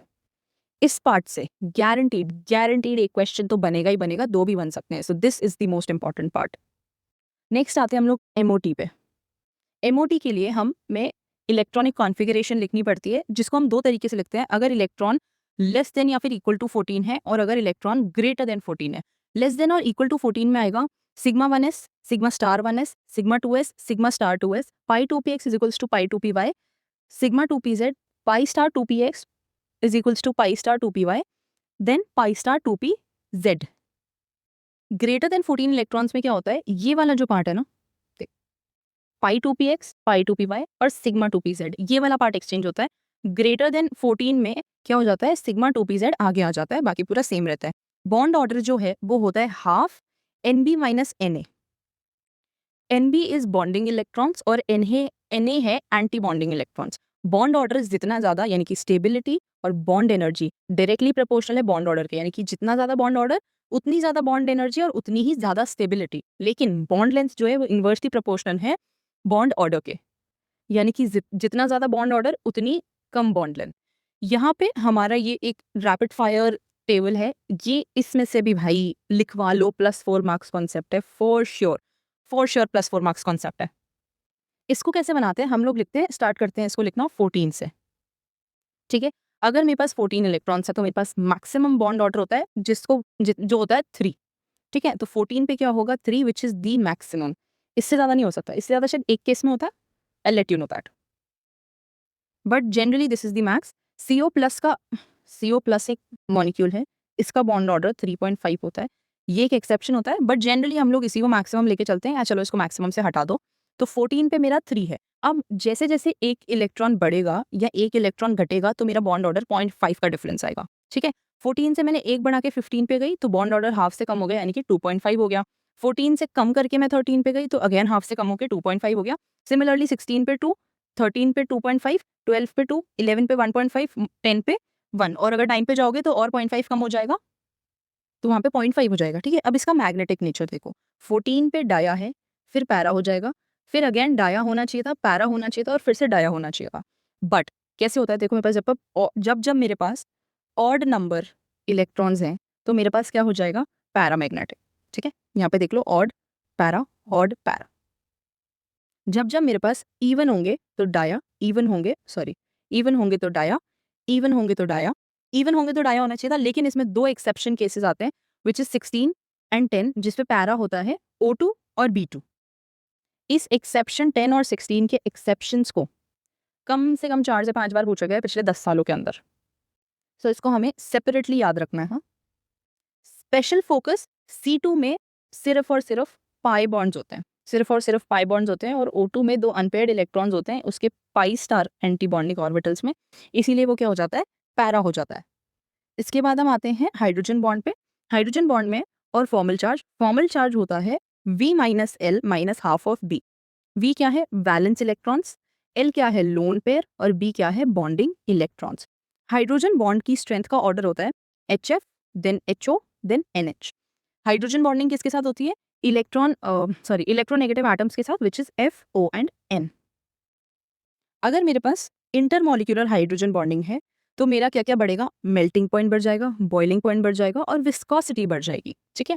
इंटरमॉलिक्यूल यानी कि बिटवीन 2 मॉलिक्यूल्स। अगर मेरे पास इंट्रा मॉलिक्यूलर हाइड्रोजन बॉन्डिंग है, यानी कि विद इन द मॉलिक्यूल, तो क्या हो जाएगी, बॉइलिंग पॉइंट इंक्रीज कर जाएगा और वॉलेटिलिटी भी इंक्रीज कर जाएगी। And with this we have completed your revision of chemical bonding and molecular structures in this most precise way ever possible.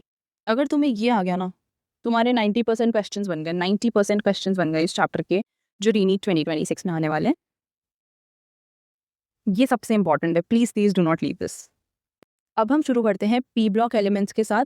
ये चैप्टर नीट इनऑर्गेनिक केमिस्ट्री का गोल्ड माइन है, theory question, statement based और exception based questions आते हैं, इसलिए आज हम सिर्फ वही रिवाइज करेंगे जो एग्जाम में हमें स्कोर दिलाता है।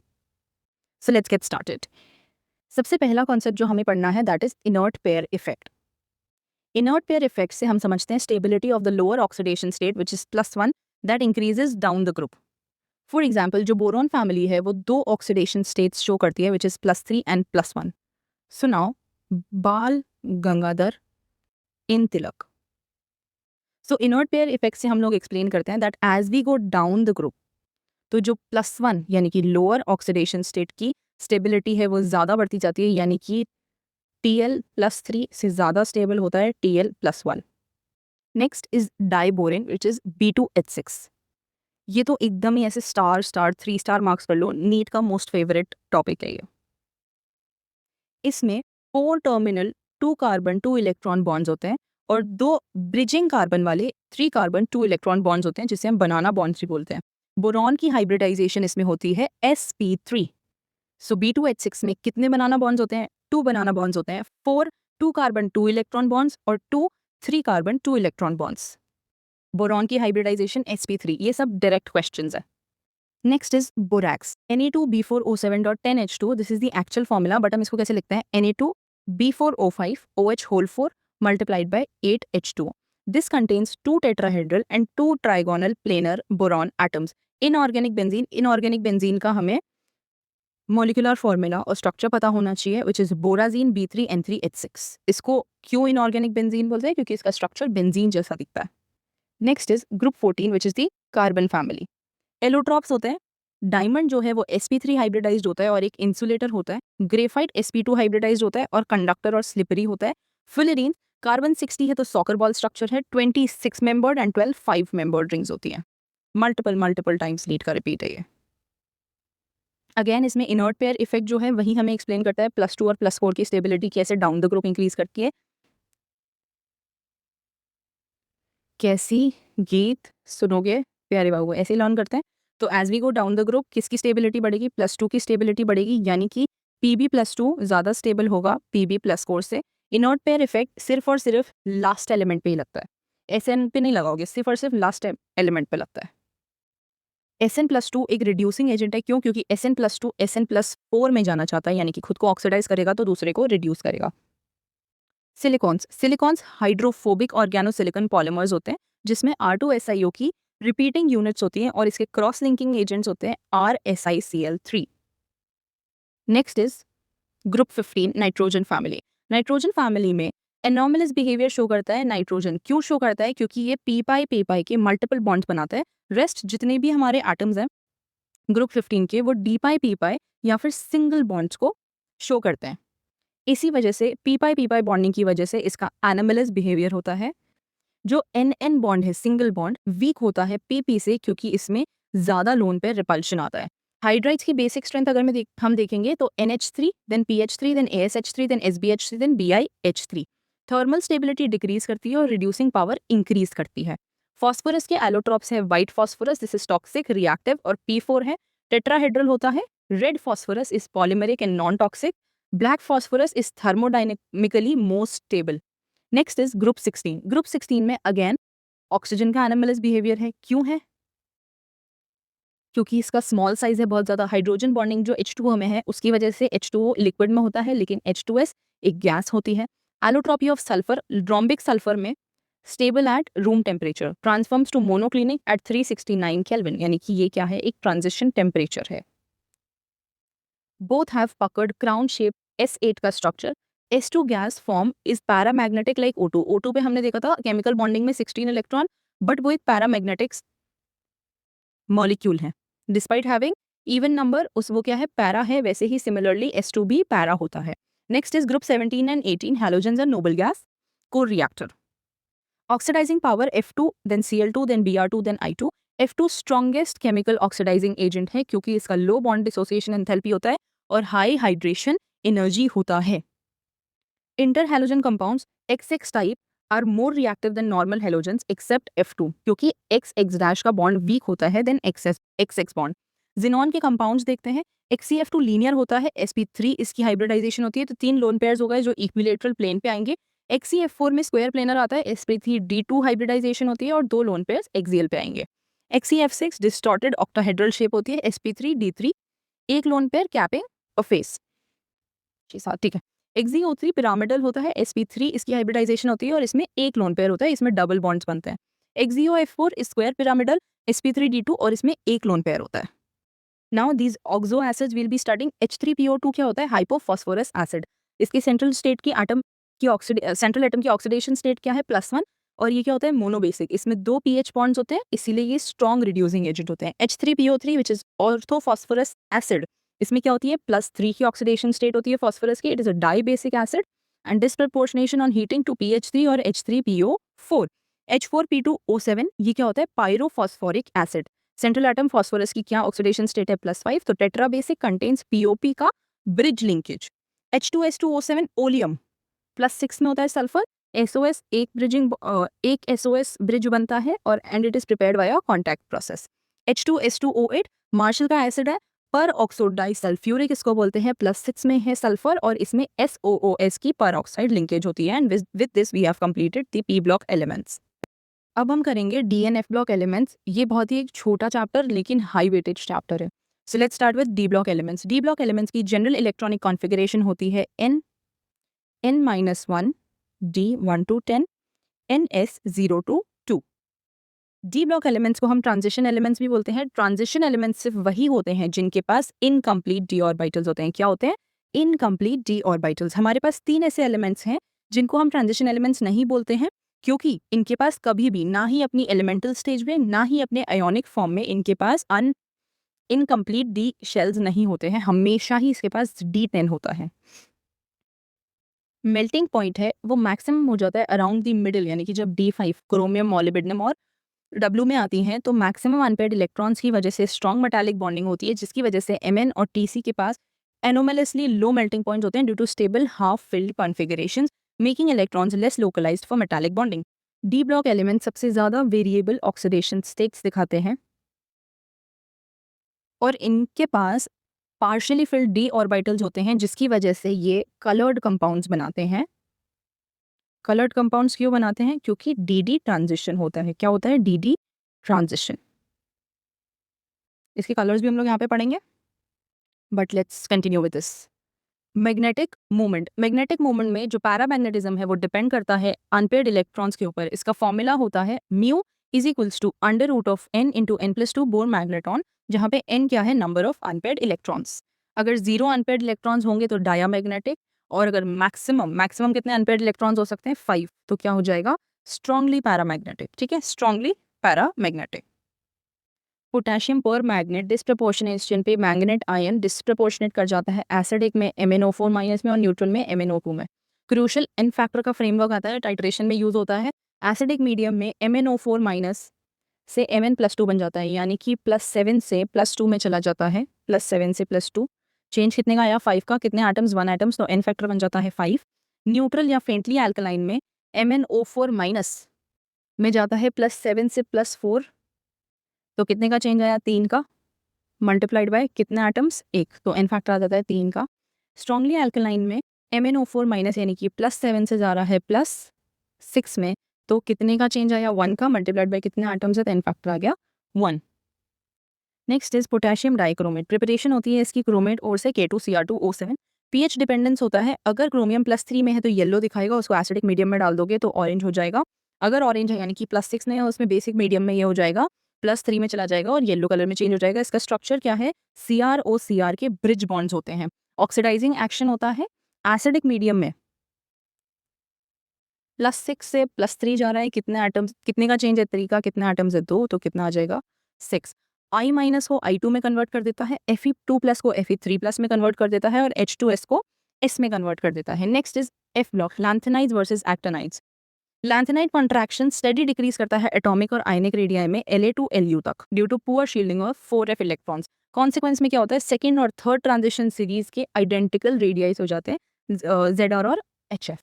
एक्टिनाइड कॉन्ट्रैक्शन में जितना ज्यादा लैंथेनाइड कॉन्ट्रैक्शन होगा due to poor shielding of 4f electrons. Oxidation states lanthanides generally +3 दिखाते हैं, +2 और +4 भी दिखाते हैं इफ दे यील्ड स्टेबल, यानी कि F0, F7, F14 कॉन्फ़िगरेशंस आती है। For example C+4 is a strong oxidising agent, तो इसको कन्वर्ट कर देते हैं +3 स्टेबल स्टेट में। Actinides wide range of oxidation states दिखाती है, +3 to +7, क्योंकि 5f 6d और 7f क्या है? क्लोज है एनर्जी में।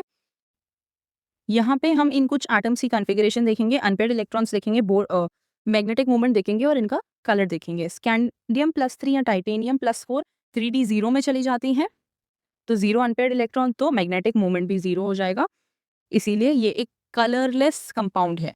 V+2 क्रोमियम +3 3d 3 में है, 3 अनपेयर्ड है, तो क्या हो जाएगा? 3.87। देखो, अगर कभी भी मैं तुम्हें कोई वैल्यू दे देती हूँ, for example if I give you 3.87 and I ask you कि इसमें कितने अनपेयर्ड इलेक्ट्रॉन्स है, तो तुम्हें क्या करना है? तुम्हें ये 2 नहीं देखना है पॉइंट के बाद वाले, पॉइंट से पहले वाला जितना भी नंबर है ना, that is the number of unpaired electrons. For example यहाँ पे देख लो, मैंगनीज +2 में 9 2 हटा दो तो 5 अनपेयर्ड इलेक्ट्रॉन्स हो जाएंगे और इसकी कॉन्फ़िगरेशन क्या हो जाएगी? 3d 5। Pink yellowish brown colour का होता है। क्रोमियम क्या होता है? Green violet. ठीक है, Fe2+ में 3d 6 है, 4 अनपेयर्ड इलेक्ट्रॉन्स है, तो इसका मैग्नेटिक मूवमेंट कितना आएगा? 4 पॉइंट समथिंग हमें नहीं कैलकुलेट करना है, it is very difficult to calculate. Green colour का होता है। कॉपर +2 में 3d 9 में होता है, तो एक अनपेयर्ड इलेक्ट्रॉन है, तो इसका मैग्नेटिक मूवमेंट कितना आ जाएगा? 1.73। और ब्लू कलर का होता है कॉपर। Zn+2 में 3d 10 में है, तो इसका अनपेयर्ड इलेक्ट्रॉन 0 है, तो मैग्नेटिक मूवमेंट भी 0 है और it is an colourless compound. And with this we have completed the most important part of D and F block. अगर आपको इतनी इन्फॉर्मेशन पता है तो आप मैक्सिमम नीट के क्वेश्चंस को कंफर्टेबली अटेम्प्ट कर सकते हो। इस वीडियो को मल्टीपल टाइम्स रिवाइज करो, it is a very short video, ताकि आपको सारी इन्फॉर्मेशन एकदम रिटेन हो सके। कोऑर्डिनेशन कंपाउंड्स से 3 सवाल तो फिक्स्ड है नीट में, फिक्स्ड एकदम। आज हम सिर्फ हाई यील्ड रिवीजन करेंगे, सो लेट्स गेट स्टार्टेड। पहली है वर्नर्स की कोऑर्डिनेशन थ्योरी। इसमें दो वैलेंसीज होती है, प्राइमरी और सेकेंडरी। प्राइमरी वैलेंसी वो जो आयनाइजेबल होती है, यानी कि ऑक्सीडेशन स्टेट के इक्वल होती है, satisfied by negative ions only. Secondary valency होती है coordination number, satisfied by neutral molecules and negative ions, directed in space, यानी कि ज्योमेट्री की डेफिनेशन में आती है। सेकेंड है isomerism, structural blueprint. Structural isomerism में आयनाइजेशन जो है वो डिफरेंट आयंस देता है, यानी कि देखो यहाँ पे ये एक मेरा कोऑर्डिनेशन कंपाउंड है। सो जो पार्ट कोऑर्डिनेशन स्फेयर के बाहर है वही सिर्फ आयनाइजेबल होता है। तो देखो सेम एटम्स है, लेकिन इसमें बाहर SO4 है, इसमें बाहर Br है, तो यहाँ पे Br आयनाइजेबल है और यहाँ पे SO4 आयनाइजेबल है, इसलिए ये क्या है, ionisation isomers. Next is linkage isomers. Linkage isomers होते हैं एम्बीडेंटेड लिगेंड्स में। फॉर एग्जाम्पल वो वाले कंपाउंड्स जो जिनके पास मल्टीपल डोनेटिंग साइट्स होती है, लेकिन वो डोनेट एक टाइम पे एक ही साइड से करते हैं। फॉर एग्जाम्पल NO2 में N से डोनेशन हो रहा है और ONO माइनस में O से डोनेशन हो रहा है। सिमिलरली SCN और NCS, NCS में एक बार N से हो रहा है और एक बार S से हो रहा है donation. Next is hydrate isomers. Hydrate isomers में water inside the coordination sphere and outside the coordination sphere different होते हैं, यानी कि यहाँ पे देखो अंदर 6 हैं और यहाँ पे अंदर सिर्फ 5 है, एक बाहर आ रहा है। तो हाइड्रेशन यानी कि number of water molecules different है, तो ये हाइड्रेट आइसोमेरिज्म है। Next is stereo isomerism. Stereo isomerism में सबसे पहला आता है ज्योमेट्रिकल आइसोमेरिज्म। Ma2B2 टाइप के कॉम्प्लेक्सेस सिस और ट्रांस आइसोमर शो करते हैं। Ma3B3 टाइप जो है वो फेशियल और मेरिडोनियल यानी कि फैक मर आइसोमेरिज्म शो करता है। ऑप्टिकल आइसोमेरिज्म उन कॉम्प्लेक्सेस के द्वारा मतलब वो कॉम्प्लेक्सेस शो करते हैं जिनके पास ऑल्टरनेटिंग एक्सिस ऑफ सिमेट्री नहीं होती है। Cis isomers of PTCl EN2 are optically active. Trans isomer जो है वो इनएक्टिव हो जाता है क्योंकि उसमें प्लेन ऑफ सिमेट्री आ जाता है। Next is valence bond theory. अगर मेरे पास कोऑर्डिनेशन नंबर 4 है तो मेरे पास दो ऑप्शंस हैं, sp3 या फिर dsp2। sp3 में टेट्राहेड्रल ज्योमेट्री आएगी। ये कब आएंगे, जब वीक फील्ड लिगैंड्स आएंगे। For example NiCl4 2-। dsp2 में स्क्वायर प्लेनर बनेगा। ये कब बनता है, जब स्ट्रॉन्ग फील्ड लिगैंड्स आते हैं, यानी कि NiCN4 2-। कोऑर्डिनेशन नंबर 6, इसमें भी मेरे पास दो केसेस हैं, D2sp3 और sp3d2। D2sp3 को हम इनर ऑर्बिटल कॉम्प्लेक्स भी बोलते हैं। ये लो स्पिन होते हैं और ये स्ट्रॉन्ग फील्ड लिगैंड्स की पेयरिंग की वजह से बनते हैं। sp3d2 में आउटर ऑर्बिटल कॉम्प्लेक्स होता है, हाई स्पिन होता है, caused by weak field ligand. NEET का सबसे फेवरेट पॉइंट है कोबाल्ट ऑक्जिलेट 3 ठीक है। ऑक्जिलेट को जनरली हम लोग वीक फील्ड लिगैंड मान लेते हैं, लेकिन सबसे इम्पॉर्टेंट पॉइंट ये है कि कोबाल्ट +3 की हाई चार्ज डेंसिटी की वजह से ऑक्जिलेट स्ट्रॉन्ग फील्ड लिगेंड की तरह बिहेव करता है और D2sp3 शो करता है, इलेक्ट्रॉन पेयरिंग को फोर्स करता है। Next is crystal field theory and spectrochemical series. Octahedral splitting, d orbital split कर जाता है लोअर एनर्जी ट्रिपलेट में which is T2g and higher energy doublet में विच इज Eg, ठीक है। इन दोनों के बीच का एनर्जी गैप को हम क्या बोलते हैं, delta not. Tetrahedral splitting, inverted order में E लोअर हो जाता है और T2 हायर हो जाता है। डेल T क्या होता है, 4/9 of delta naught. Pair energy exceed नहीं कर पाती, इसलिए tetrahedral complex are always high spin. CFSC का फॉर्मूला होता है CFSC is equals to -0.4 n T2g plus 0.6 n Ag in delta naught plus MP। Spectrochemical series की अगर हम बात करेंगे, so this is in the order of increasing field strength order. I minus Br minus SCN minus Cl minus S2 minus F minus OH minus auxiliary 2 minus H2O NCS ETDA4 minus NH3 EN NO2 CN minus NCO। ये आपको याद होनी चाहिए। Short trick क्या है, halogens और oxygen donors weak field होते हैं, यानी कि इनकी पेयरिंग एनर्जी ज़्यादा हो जाती है डेल्टा नॉट से, और नाइट्रोजन और कार्बन के डोनर्स स्ट्रॉन्ग फील्ड लिगेंड्स होते हैं। Last is metal carbonyls synergy bond. Metal carbonyls में सिनर्जिक बॉन्डिंग होती है। स्टेप 1 इज CO अपना लोन पेयर मेटल को डोनेट करता है। सेकेंड स्टेप में मेटल अपने फिल्ड d ऑर्बिटल्स से CO के vacant anti bonding pi star orbitals में इलेक्ट्रॉन डोनेट करता है। Ligand lone pair donate to vacant d orbital of metal and filled d orbital of metal back donates electron density into the vacant pi star anti bonding molecular orbital of CO ligand. Implication कैसे होता है, stronger MC bond का मतलब होता है weaker CO bond. NEET का favourite concept है, जैसे जैसे नेगेटिव चार्ज मेटल कॉम्प्लेक्स पे बढ़ेगा वैसे वैसे बैक बॉन्डिंग डिक्रीज करेगी। MC का बॉन्ड ऑर्डर इंक्रीज करेगा और CO की बॉन्ड लेंथ इंक्रीज करेगी, यानी कि इसका बॉन्ड ऑर्डर डिक्रीज करेगा। VCO6 की ज़्यादा CO बॉन्ड लेंथ होती है then MnCO6+, and with this we have completed the coordination compounds. इसके बाद लास्ट में हम कुछ इंपॉर्टेंट पॉइंट्स करते हैं जो कि हमारे आउट ऑफ सिलेबस भी आप बोल सकते हो, लेकिन मल्टीपल टाइम के रिपीट है और हमारे लिए मोस्ट इंपॉर्टेंट है। सबसे पहला है डायगोनल रिलेशनशिप्स। लिथियम और मैग्नीशियम में जो सिमिलैरिटीज़ हैं या फिर बेरिलियम और एल्यूमिनियम में जो सिमिलैरिटीज़ है, क्या है, Li भी देखो Li3n बनाता है और मैग्नीशियम भी नाइट्राइड्स बनाता है directly with air. Carbonates decompose कर जाते हैं easily to give oxides and chlorides. Beryllium और एल्यूमिनियम में BaCl2 Al2 Cl6 के पास 3 सेंटर 4 इलेक्ट्रॉन बॉन्ड्स होते हैं। फ्लेम कलर्स बहुत इंपॉर्टेंट है प्रैक्टिकल एंड ऑर्गेनिक केमिस्ट्री के लिए। कैल्शियम ब्रिक रेड होता है, calcium is brick red, strontium is crimson, barium is apple green, and the most important is barium और मैग्नीशियम फ्लेम कलर टेस्ट नहीं देते। क्यों नहीं देते? Due to the high hydration ionisation energy. देखो मैं आपको याद कराती हूँ। Car CAR calcium red colour देगा, SRC स्ट्रॉन्शियम क्रिम्सन देगा, bag barium Apple green colour देगा। ठीक है, ऐसे हम सबको याद कर सकते हैं। लिथियम क्रिम्सन कलर देगा, सो LIC जिंदगी के साथ भी जिंदगी के बाद भी हमारे यहाँ पे भी पीछा नहीं छोड़ रही है एग्जाम में। सो LIC यानी कि लिथियम क्रिम्सन कलर देगा। Na क्या होता है? सोडियम, सोडियम से कनेक्ट करो सन, सन कौन से कलर का होता है? Yellow. Potassium gives violet colour, KV से याद रखो पोटेशियम वॉयलेट। RB क्या देगा? Red violet. ये तो सेम सेम है, RB red violet red violet. Caesium blue colour देगा, सीजियम C कौन से कलर का होता है? नीला नीला ब्लू। यहाँ पे आपको क्या याद रखना है? बेरियम है तो कौन सा कलर देगा? Apple green. कैल्शियम है तो ब्रिक रेड, स्ट्रॉन्शियम है तो क्रिम्सन रेड, और मैग्नीशियम अभी मैंने आपको बताया कि बेरिलियम और मैग्नीशियम फ्लेम कलर टेस्ट नहीं देते। क्यों नहीं देते? Due to high ionisation energies. Now this अभी हमने जो कोऑर्डिनेशन कंपाउंड से पढ़ा, तो FeCN6 Fe2+ में है। क्या है इसका इलेक्ट्रॉनिक कॉन्फ़िगरेशन? 3d6।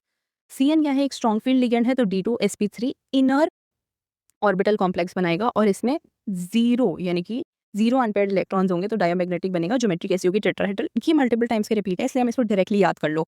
ठीक है, FeH2O6 2+ में, Fe अगेन 2+ में है, 3d6 है, वीक फील्ड के साथ है तो क्या बनाएगा? पेयरिंग नहीं करेगा और आउटर ऑर्बिटल कॉम्प्लेक्स बनाएगा sp3d2 जिसमें 4 अनपेयर्ड इलेक्ट्रॉन्स है तो पैरामैग्नेटिक है। इसका मैग्नेटिक मोमेंट कितना हो जाएगा? 4.90।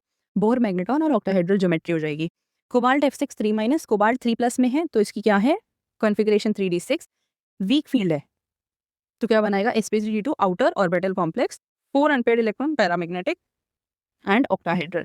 कॉपर NH3 होल 4 2+, कॉपर 2+ में 3d9 में है, स्ट्रॉन्ग फील्ड है, NH3 है तो DsP2 बनाएगा। 1 अनपेयर्ड इलेक्ट्रॉन है, पैरामैग्नेटिक हो जाएगा, 1.73 बोर मैग्नेटन, और ज्योमेट्री कैसी हो जाएगी? Square planar. And with this we have completed the whole chemistry revision with the help of my best the ultimate NEET chemistry handbook. आपको इसको एक बार और रिवाइज करना and you'll be good to go in the exam. And that's it students. If you have watched this entire revision lecture from beginning to the end, आप already 70 to 80% aspirant से आगे हैं, क्योंकि शुरू तो बहुत लोग करते हैं बट एंड तक आना is very difficult. You all have my respect. In just 90 minutes हमने सारे कॉन्सेप्ट, फॉर्मूलाज, एक्सेप्शन, ट्रेंड्स और हाई यील्ड फैक्ट्स को कंप्लीट कर दिया है। Now just do not make this mistake of jumping to new resources. इन्हीं notes को multiple times revise करो, PDF को टेलीग्राम चैनल से डाउनलोड करो और खुद के अकॉर्डिंग मॉडिफाई करके उसको यूज़ करो। लास्ट के डेज़ में हमने जो भी रिवाइज किया है, हमने जो भी पूरे साल पढ़ा है, हमें उसे मल्टीपल टाइम्स रिवाइज करना है और एग्जाम को विथ कॉन्फिडेंस देने जा रहा है। And one thing, if this video has helped you ना, मेक श्योर आप इस वीडियो को लाइक करो, शेयर करो और कमेंट में जाके ज़रूर बताना मुझे कि आपको ये वीडियो कैसा लगा। It takes a lot of effort to make this. And before you leave ना, I want you to do this one thing. Comment section में जाओ और अपने नाम के आगे डॉक्टर लिख के जाओ। मतलब you have completed till here, you have my respect. अब यूनिवर्स को बताओ that yes we are ready, we will do this. Comments में अगर कोई भी आपके सजेशंस हैं, आपको कोई एक्स्ट्रा हेल्प चाहिए तो वो भी मुझे बताओ। I am going to read all the comments and reply to as many as possible. Thank you for watching. All the best for NEET. Revise करो, कॉन्फिडेंट रहो और एग्जाम में मचा दो guys. I will see you in the next video. Bye bye.